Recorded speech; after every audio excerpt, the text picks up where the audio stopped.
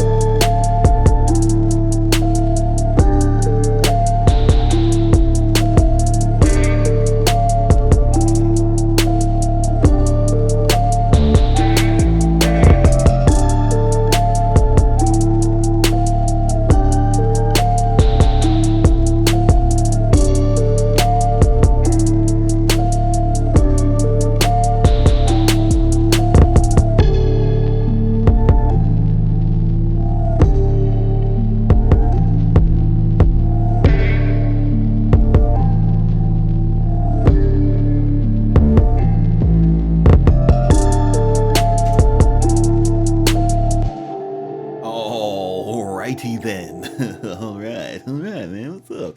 So let's go into a couple of the key aspects of a Travis Scott type beat, man. So basically, you're going for an overall like um a very like slowed down type of atmosphere. Even though this is moving at 140, you could still achieve that by first. I'm using a loop from Ski Mask samples. This one is the original tempo of this is at 84 BPM, which that would be like 168, right? So if I speed this track up and we just listen to the original tempo of this, this is the original condition of the loop.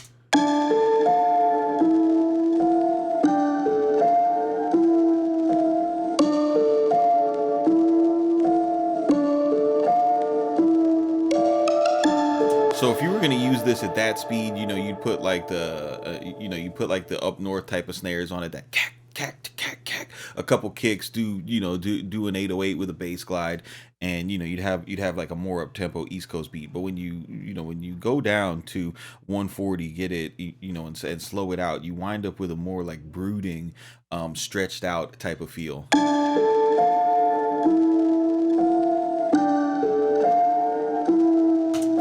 So that is technique one. Technique two involves a little bit of EQing and reverb, right? So if we listen to the raw loop again, let's check this out.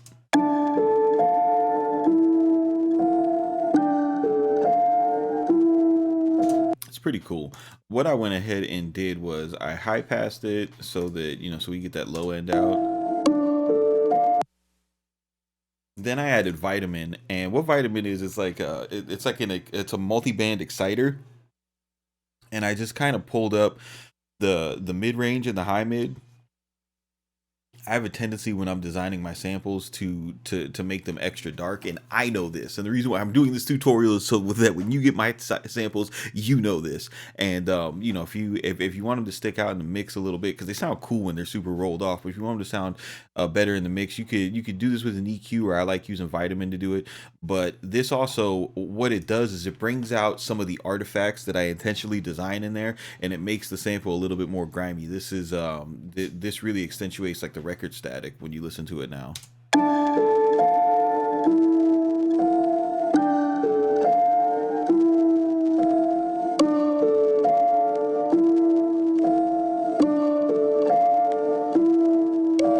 So without it, you hear how the static's like tucked back now? Now we put it up. And then also you hear those transients from the pluck just slap right through, man. Which when you play it in the context of the mix, that's a big deal. Let me play a section that isn't half-timed.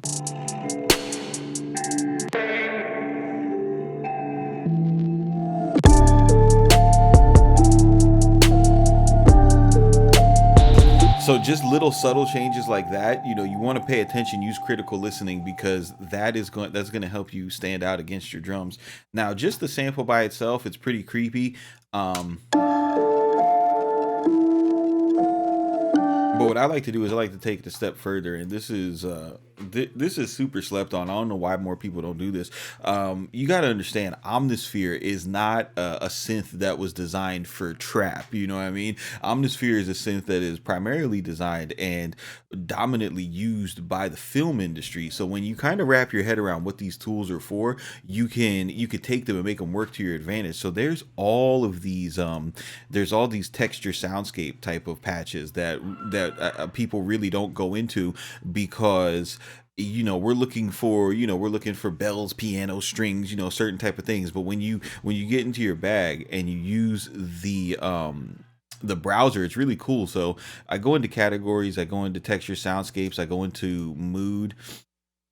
Oh, why did you do that to me? Texture soundscapes, go into mood, and I just go for the mood that I'm going for. This one, I was going for a suspenseful mood. I clicked that. The first preset, Bells from Beyond, right? When you listen to this is where shit gets really cool. So if we let's just do this side of the loop. Check this out.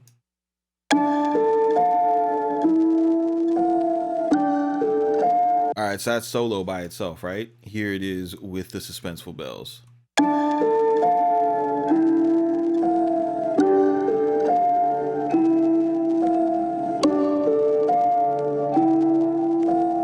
So you're just getting this little creepy counter melody in the back, and all it is when you look at the piano roll, it's just the root note of the track spammed throughout the whole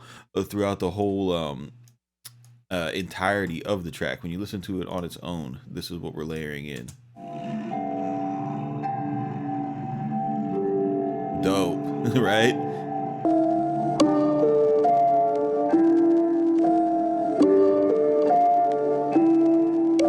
And this is a great way if you got like a loop or something that you want to make sound more full. You go to these. They have them for every mood. For every mood, you go to these, and you just EQ in the what you need and what you don't. Like, for example, I didn't need, this is an 808 bass track, so I didn't need a whole bunch of stuff below 50 hertz. And I our primary loop was already having a lot of energy in the 200 section, so I just dipped it down.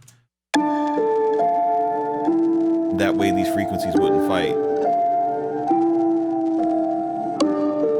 So without it, see how empty it sounds?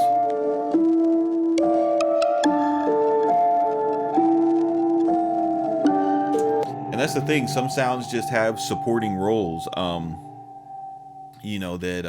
that don't need to really shine and be superstars. You can marry them together as one sound. Sound design is not just working with trying to make a bell out of a saw wave and a synth. The 808 on this track is super simple. I'm just going ahead, and for half of a pattern, I'm just using the D note, which is the root note of the track, just playing a simple bass line.